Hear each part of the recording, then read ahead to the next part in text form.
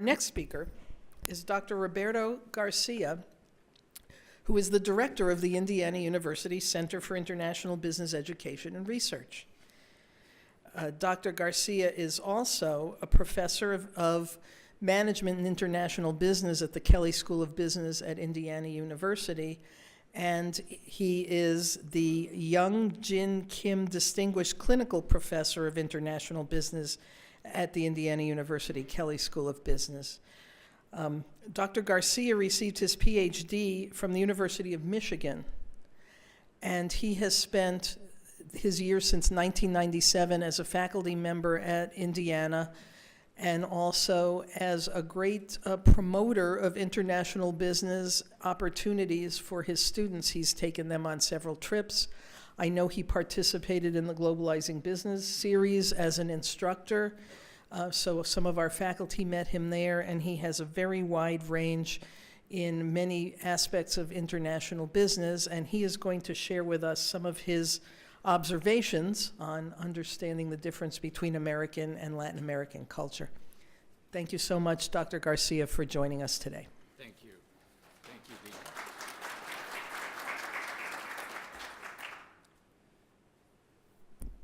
Thank you for that wonderful introduction, Dean Foster Curtis. Thank you, June, and everyone for inviting me. This is a very it's an excellent conference. It's a very distinguished panel, and I'm honored to be a part of it. We have, at Indiana University, we have a special partnership, a recent partnership with Governor State University, and as a new director of our cyber, I'm very glad to help out. I'm very glad to be sharing this session with you and my learnings and observations, and to have a long-term relationship between our universities, all in the interest of internationalization.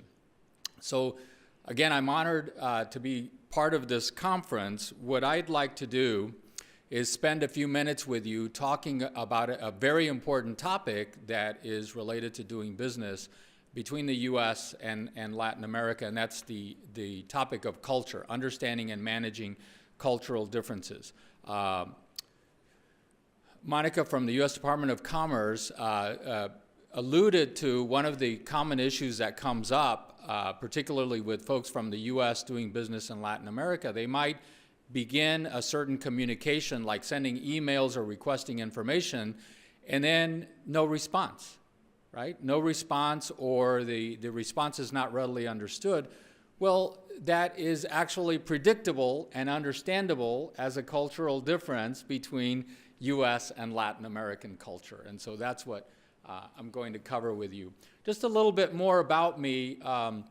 So the way that I came to this topic, or who am I in terms of my qualifications for this topic, my parents moved from Mexico in the 1960s, and actually I was born in Mexico, but grew up my entire life since I can remember, these vivid memories as a kid, understanding, sort of experiencing and understanding what it is like for people from one country to have to live and function in a different country. And so I remember vividly what that experience is like: different food, different weather, different communication styles, and lots of misunderstandings, misinterpretation, a lot of positive aspects related to that, but not knowing that many years later my formal academic career would take me to understanding these issues and then doing consulting work and research to help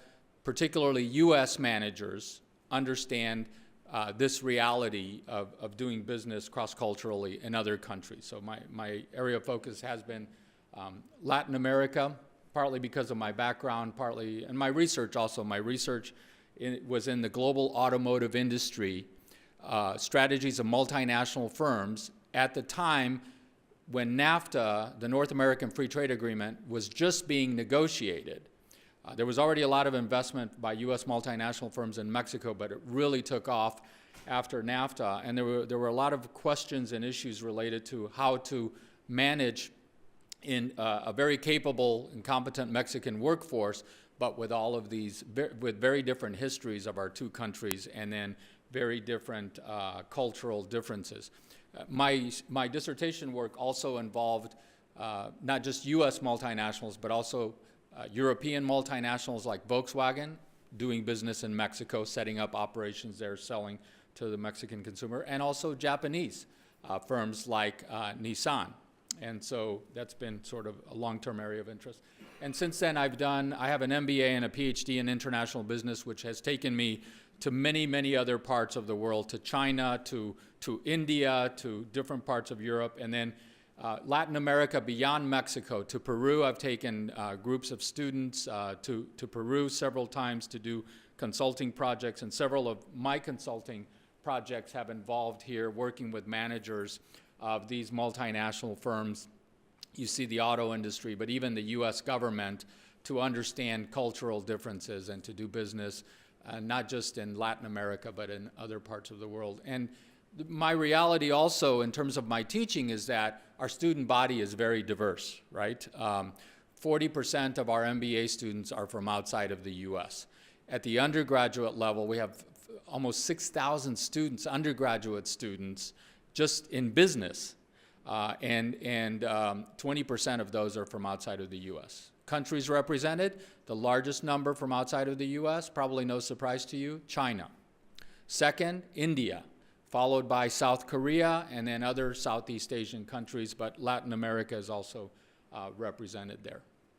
Okay, so here's what I want to cover briefly with you. I want to jump to some common cultural differences that come up, particularly between U.S. business folks, and these come from my consulting experience, from some of my personal experiences, and then also from students who have gone and traveled, have done consulting projects in Latin America. So I want to show you some common issues that come up.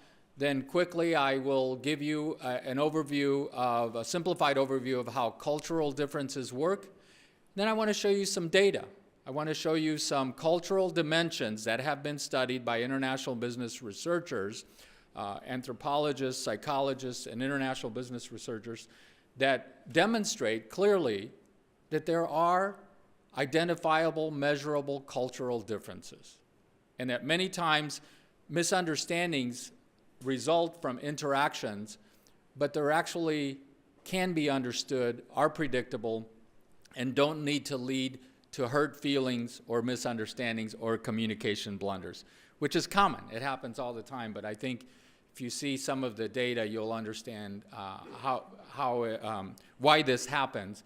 And then I'll leave you with some tips for sort of understanding and managing cultural differences. This is really about the language of business and the body language of business, okay? All right. So some common misconceptions that I see showing up by people who are very capable at home and intend well, that can lead quickly into problems that can be understood by cultural differences. There's a tendency to think that because of all of the business being done between the U.S. and Latin America, that everyone seems to speak English, right? Including CNN and CNN Deportes, and so much of U.S. culture and media seems to be adopted by so many countries. Therefore, there will be many in that country that speak English, so I don't have to worry about it, or I don't have to worry as much about it. The reality is that some countries in Latin America, there's very little English competence. In Chile and in Peru, it's very difficult. Mexico, it's higher. And even in countries where there is a lot of English being spoken, it may be only on the surface. It may be at corporate headquarters, or it may be in big metropolitan areas, but there are second and third level cities where there's very little English spoken. So understanding some of the language, whether it's Spanish or Portuguese, is very, very important here. Latin Americans working in the U.S. are pretty much the same as those who stay at home. So there's also a tendency to think, right, I see some recognition in the audience here, that because I've met people from Mexico and Chicago, I know those people. So when I go to Mexico, it's like I know those people. What we need to understand is that Mexican society is more hierarchical. It is socially stratified. It's just a difference. It's not good or bad. It's just we have a preference. They do that differently. And many times, folks that are that U.S. business people come into contact here in the U.S. that are from different areas of Latin America come from a lower level of society, right? Less education, a lower level of society. They're here in the U.S. Pursuing other economic opportunities. So when doing business in Latin America, the people who are owning and running businesses there don't come from the same social class. And just that misconception kind of rubs people the wrong way. It could be a bad point to start on. So just being more aware and having more sensitivity. Again, there's nothing wrong with the people there or here. It's just not knowing the differences because of the cultural differences and the development of the countries and the history. Can be a big misconception. Latin America is generally appreciative of the relationship with the U.S. So many countries have an affinity toward the U.S., but they differ politically, right? The war in Iraq, for example, the fight on terrorism, even the drug wars, they play out very, very differently than just looking at them from the U.S. perspective. So yes, on one level, there's many opportunities to do business, but politically and socially and national pride and those kinds of things can naturally divide people, so we have to understand that the relationship isn't always positive. And sometimes there are historical military incursions and conflicts between the countries that 200 years later, they still live. They're in the history books, they're in the sort of the collective feeling of the people, and so business folks need to understand that those last a long time, particularly from the perspective of the rich and powerful country, the U.S., versus the sort of economic and political situation that some of these countries may be experiencing. And so knowing about those things really helps to create a positive opportunity for the relationship. And then Latin Americans are eager to adopt the U.S. way of doing business or doing things. I see this not just in Latin America, but all over the world. There's a lot to gain and learn from the United States, but every country, even very small countries, are very proud of their history, of their accomplishments. It's almost like heroism for them, that they have been able to survive in this very competitive global economy through their efforts or hard work, and so they may not be eager to adopt the ways of the U.S. or of Germany or of France. I think that's natural. I think that's human nature. And so we have to remember that. Okay, what are some common issues that come up between folks from the U.S. and Latin America? The print is pretty small, but I will highlight these. And I think some of you who have experience in Latin America or even interacting with Latin Americans here in the United States will recognize some of these. A team project deadline is set. A local member of the team has an important task. And when he or she is asked if their part can be completed on time, the person says yes. Now, this is a team that might have several people from the U.S., other countries represented, but somebody from Latin America. So the person from Latin America says yes when they actually knew there was no way it could be completed on time. Okay? So no surprise, or it tends to be a surprise, but it shouldn't be a surprise. The deadline is missed and all the members are surprised and tension ensues. So remember, person from the U.S. said, can your part be completed on time? The person said yes, but they meant no, right? All right. So the deadline is missed. The person from the U.S. who heard yes and the deadline, and then the person meant no, is going to be surprised. But here's what's interesting. The Latin American person who also said yes, but they meant no, they're also surprised. Okay? It's like the other person should have known that yes meant no. How could you not know that when I said yes, I meant no? What is wrong with you, right? ¿Qué te pasa? What is wrong? It's a common cultural difference. Another example, an appointment meeting time is set in advance. The U.S. guest arrives exactly at the appointed time. Dinner at 7 p.m., let's say. Some of the locals arrive 10, 15, 20 minutes later. This could be a business meeting. This happens all the time. Some locals may even arrive 1 hour or more later. The locals pass the time, make very charming, very pleasant, making small talk. The U.S. guest begins to experience irritation, looking at their watch, maybe pacing a little bit, maybe tapping their foot or something like that, and may even show irritation. Okay? What's interesting is the locals don't know what's going on, why that person is even irritated, right? This happens all the time. Why worry so much about it? It's not a big deal, and it actually isn't a big deal. It's our conception of how quickly things should progress. Meeting, a similar sort of meeting, the meeting time, the appointed time arrives and passes. One of the locals has not yet arrived. The U.S. team members still want to push to get the meeting started. Time is money. We have an agenda. We have to move quickly. The locals politely divert attention and prefer to wait for the one person to arrive. Things don't feel right. Both sides feel sort of tension. All of these involve tension and misunderstanding, something negative, right? But again, they're understandable, they're predictable. In a problem-solving meeting, it's clear that things are not going well and performance targets are not being met. The local person from Latin America providing the assessment focuses only on the positive aspects. Our foreign visitor from the U.S. is wondering, what's going on here? It sounds like it's like we're seeing two different movies. Things are not going well. Actually, the locals also know that things aren't going well, but it's important in the Latin American culture not to offend anyone. It's important to be more harmonious, more diplomatic. It's not necessarily the way of doing things in the U.S. So the U.S. guest becomes suspicious, wondering if we're following the same event. And then in a work-related meeting, U.S. members have a strong sense of the agenda, and they want to get down to business quickly. We're going to spend 5 minutes here, 10 minutes here, 15 minutes here. In 1 hour, we'll be finished with the meeting, and then everyone can move on to other more fun, more important things, right? But the locals, the Latin American local hosts, don't necessarily move that way. They may even be put off. They may feel kind of irritated that person wants to move the meeting that way.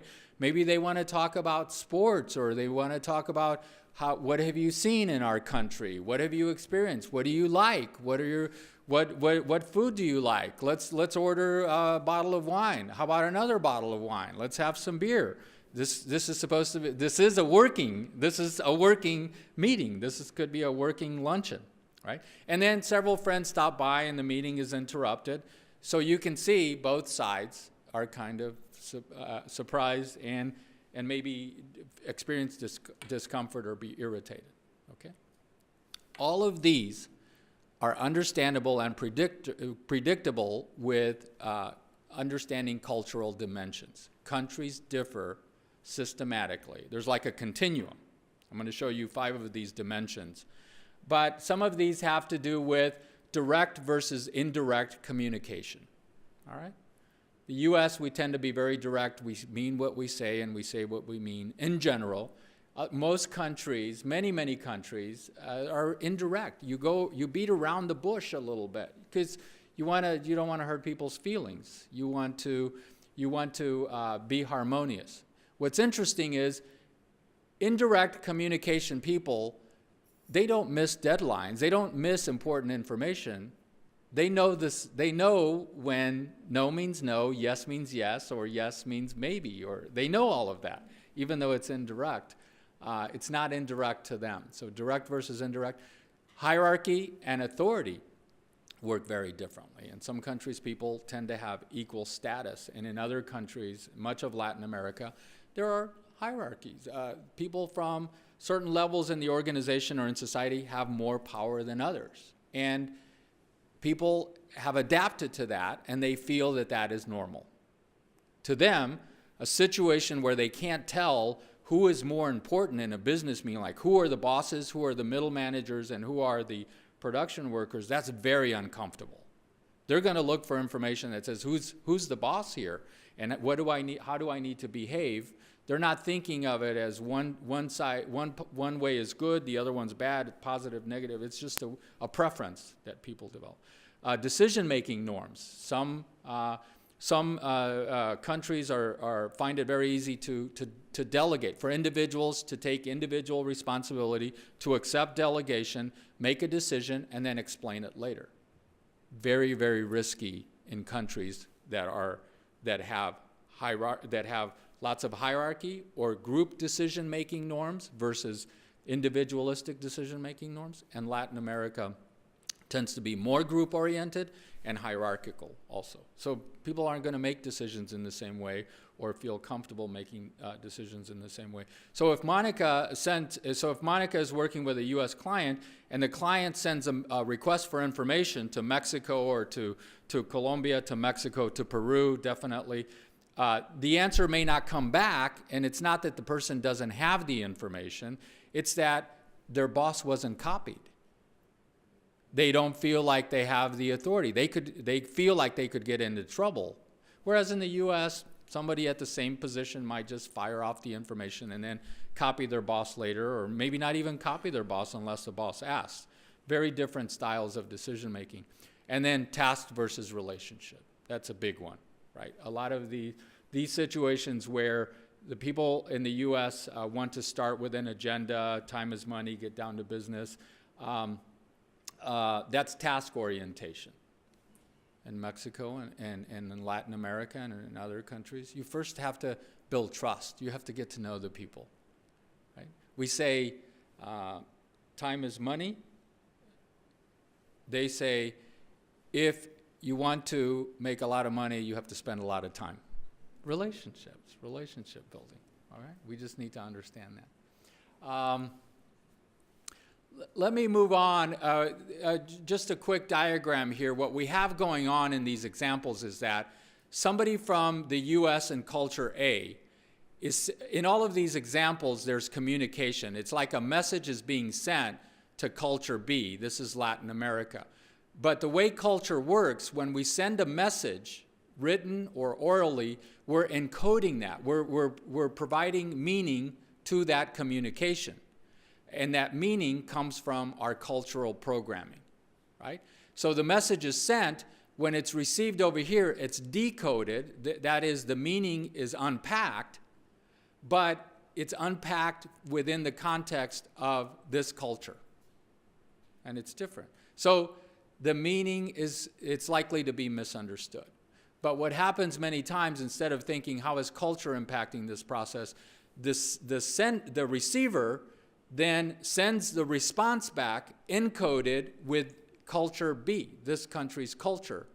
And then it's received over here and it's decoded again, but from this context, right?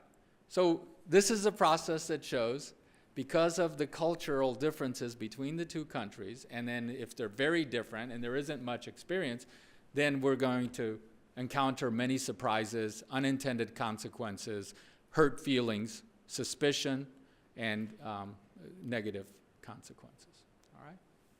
Why does it work that way? Because culture and behavior in business is nothing more than attitudes, values, beliefs, and norms of a group of people. As one of my favorite definitions of how culture works is that it's the collective programming of the mind of a group of people.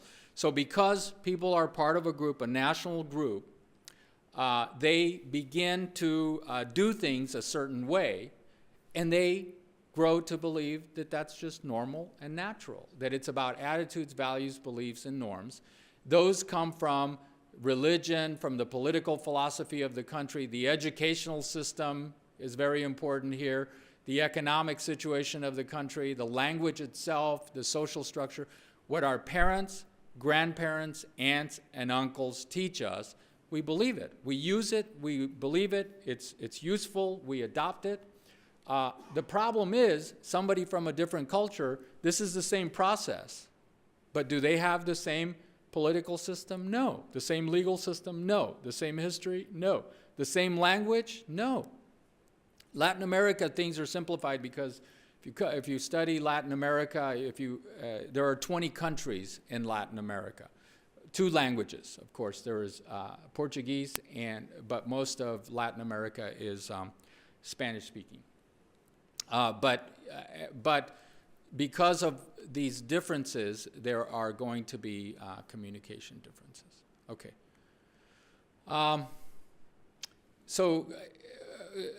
Researchers have shown us through research that culture is acquired, it's not inherited, it's gradual, it's ethnocentric. What I mean here is that people just learn what works, and they don't stop to think that it works differently in another context, unless they've had a lot of education and like they've had a lot of awareness. But many people in organizations just move day by day, realizing that their way works well, and they assume that everyone uses that same style. That's what we mean by ethnocentric, okay?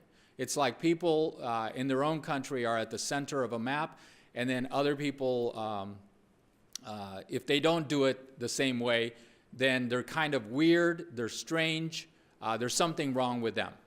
Right? What we need to remember is that cultural differences is not about who's right and who's wrong. If we get into, we can have those debates. If we do that, all we're going to end up with is some disagreements and not much business going on. Okay, it really is about these differences. Okay. One quick illustration of the ethnocentric tendency. This is a beautiful quote from a Cuban, French, important literary person who has written extensively and has lived in many different countries. I found this quote from her, and I think it's very appropriate here. She wrote, "We don't see things as they are, we see them as we are. We see the world as we have been programmed to see it, and if it doesn't work that way, we're going to find a blame somewhere, and it's going to be on the others," right? And I can go on and show you many examples of this, but that's what we need to remember.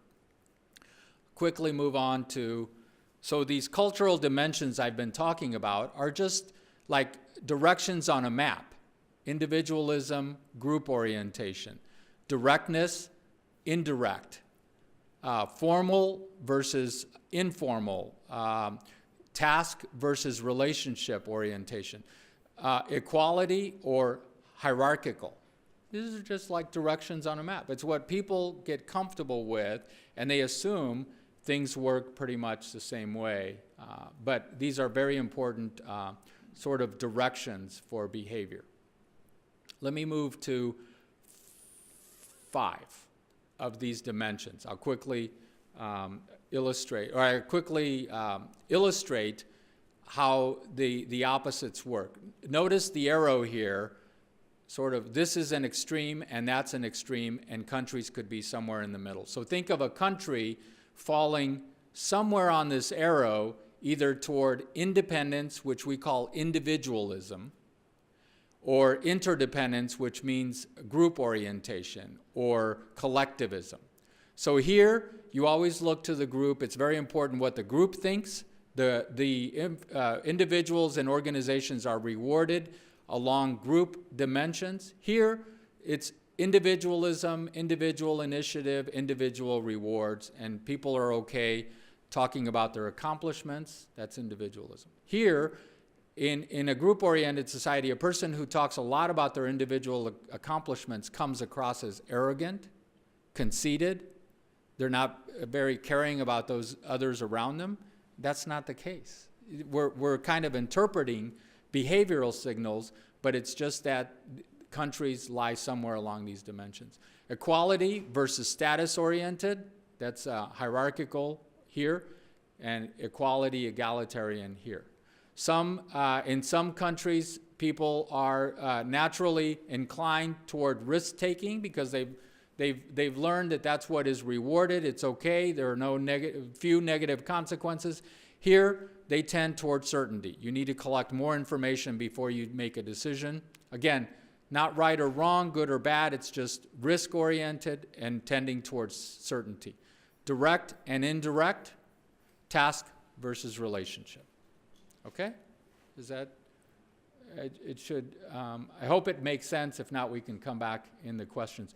What I want to do now is show you a profile of the U.S. along these dimensions and then several Latin American countries. And I think this will be the most eye-opening part. If a country were perfectly in the middle between individualism and collectivism,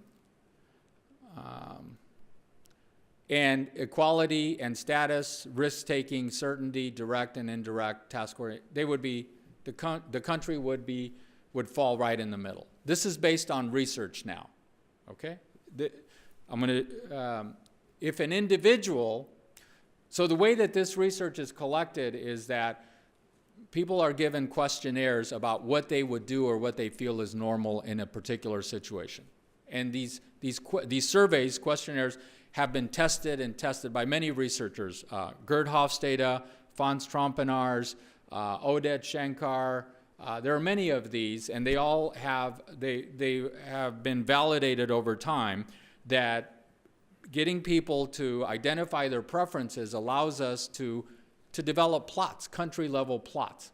We can also do that for individuals. So this is a person's profile. You can see that they're extreme in terms of individualism, equality, risk-taking, directness, and task-oriented. And guess what?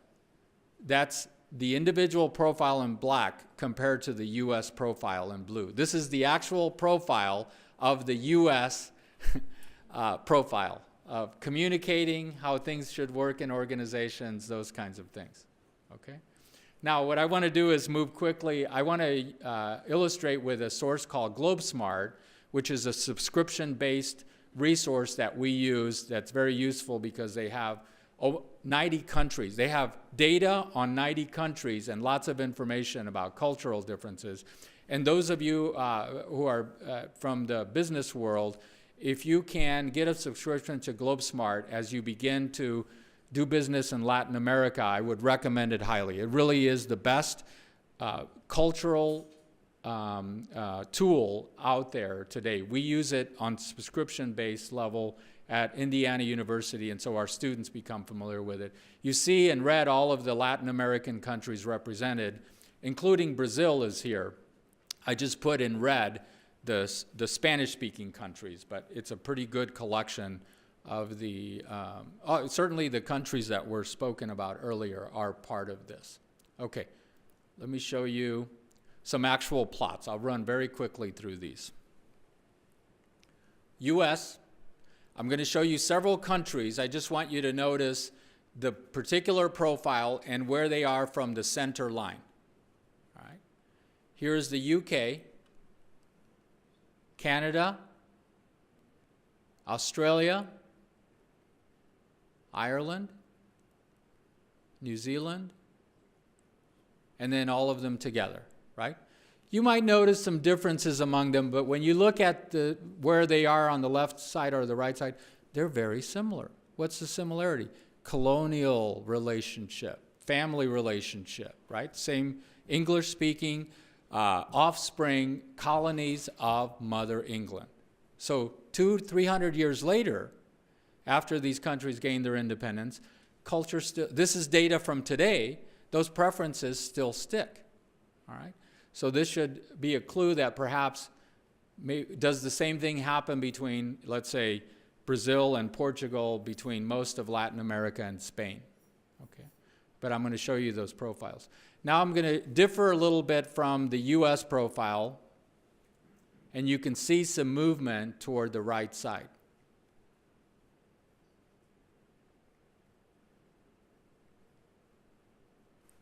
Here's China. Now we're getting, remember where the US was over here?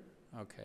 Now, perhaps it's some of the issues that you hear in the press and from business folks about doing business in Japan or China or South Korea make more sense. Here, I'm going to quickly go through the Latin American profile. Okay, Spain first. But now, okay, now I'm going to go in order. Bolivia, Chile, Colombia, Costa Rica, Dominican Republic, El Salvador, Guatemala, Mexico, Nicaragua, Panama, Peru, Puerto Rico, Venezuela. Now these are in alphabetical order. I grouped them into two different groups to show you two different profiles. This is Group A. You see the countries represented here. So you see that Puerto Rico, Costa Rica, and Argentina are a little bit left of center, but the other countries are right of center. Look at these other Latin American countries. They're all right of center, right? So if we have somebody from the U.S. or a group of people from the U.S. managing in Latin America, what are they going to experience? The conception of the boss is going to be much more hierarchical over here. These tend to be group-oriented. It's going to be difficult to get an individual opinion from them. They're first going to be looking to the group. And when given a task, they're less likely to take the task and run with it and make a bunch of decisions. They're going to want to come and check with the boss. That's going to be natural for them.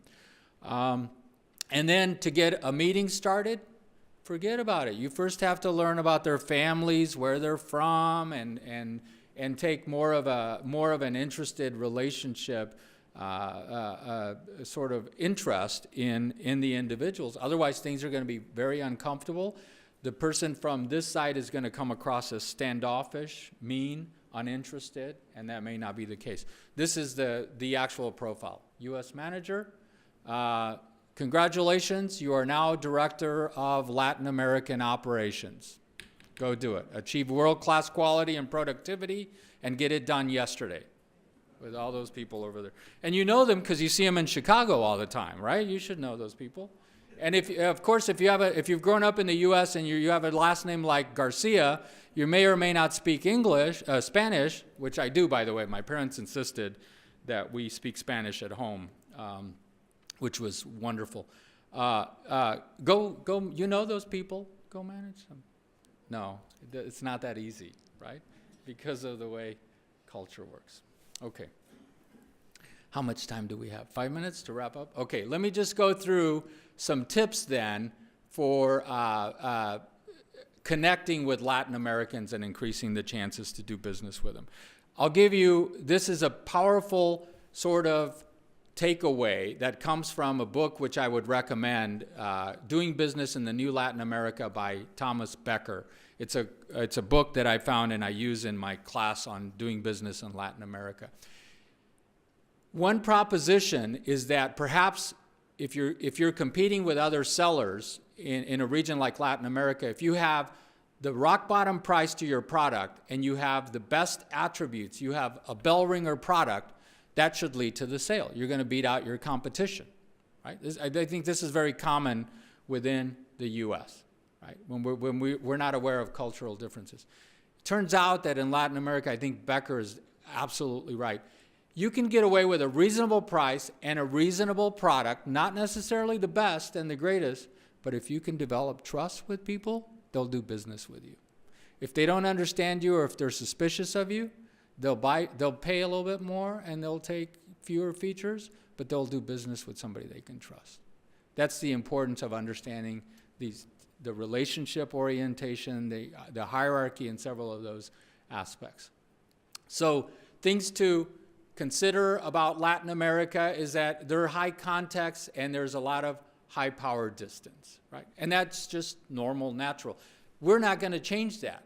Just like they're not going to change our tendency toward individualism. They're not going to make us more group-oriented.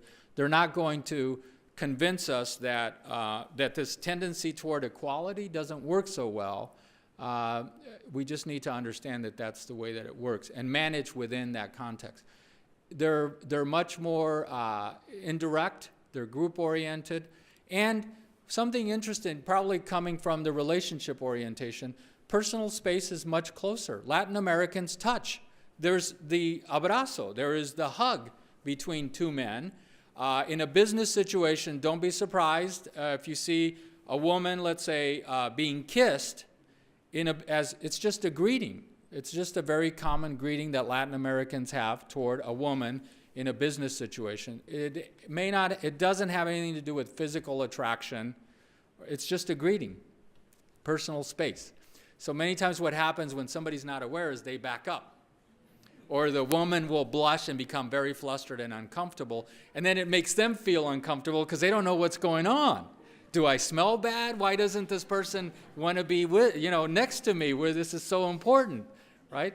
It's just relationship orientation and personal space.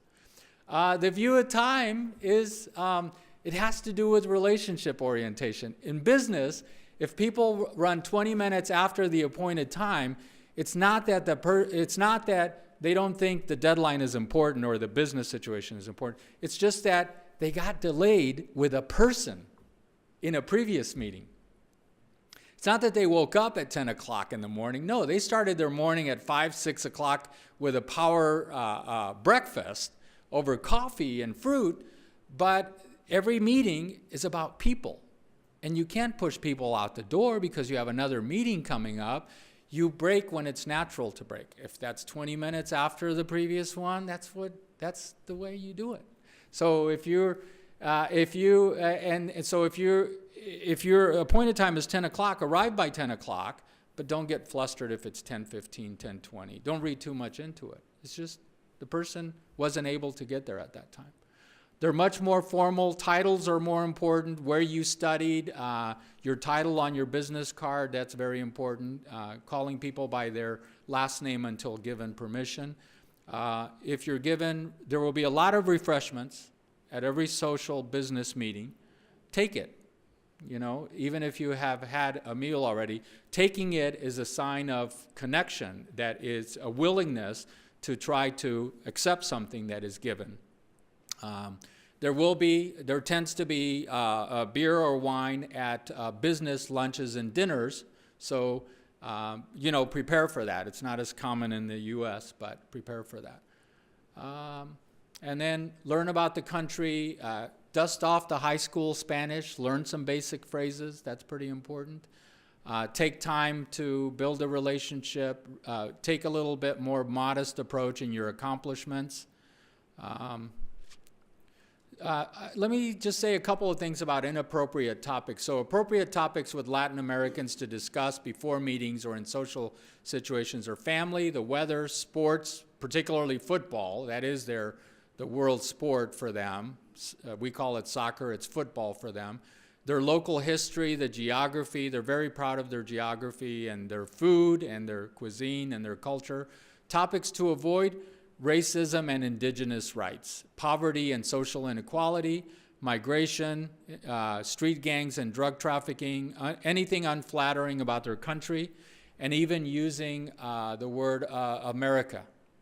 Because America, when you say I'm from America, if you're from the United States, they'll say, oh, good, I'm from America too. Remember, they're from Latin America. So how do we call ourselves if we're from the U.S.? Estadounidense. We're a United Statesian. Just that simple fact of saying I'm a United Statesian, I'm an Estadounidense, shows all of a sudden cultural sensitivity, geographic. Okay? It's there, it's part of the history. Okay. The final thing I'll leave you with is, if you understand these cultural dimensions and how culture works, working to treat others, this is better than the golden rule of treat others as you'd like to be treated. Do unto others as they'd like done unto them. This shows, I understand that we have cultural differences here, and I'm going to work not to give you the deal that you want or to be a soft business person, but to treat you as you like to be treated. Does that make sense? Okay. I could do like 2 more days of this stuff, but thank you.